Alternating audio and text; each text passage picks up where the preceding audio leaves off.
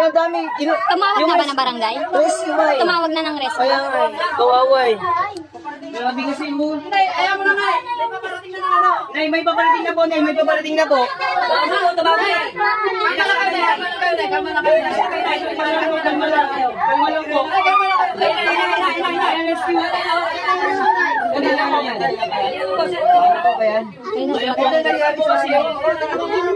Ini-interview pa kasi dapat din na in-interview yan eh. Relax lang po, Nay. Relax lang po. Sila na bahala dyan, Nay. Sila na bahala dyan, Nay.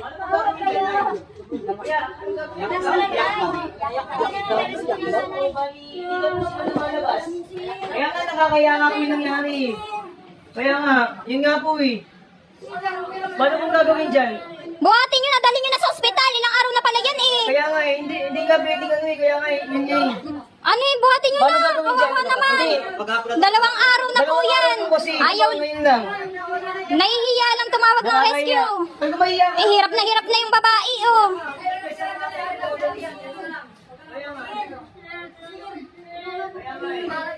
Grabe. Pinagpisahan na ano mga lalaki. Dadalhin na namin to. Dadalhin na namin. Kaya nga, i-rescue ko ito naman po. Andiyan na lang. Mami yun.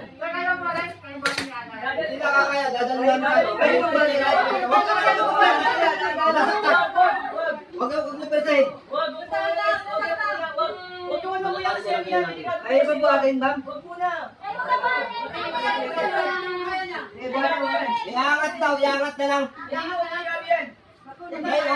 Ha?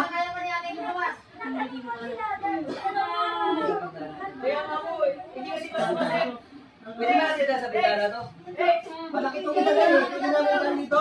Dito nyo na lang po itaano, baka lalo masaktan yan.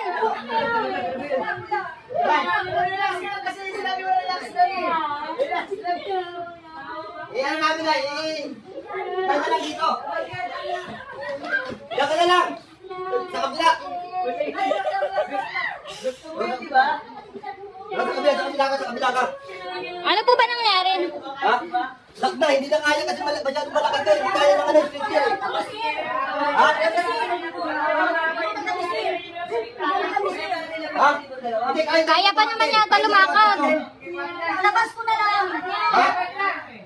Nasasaktan na, kawawa naman.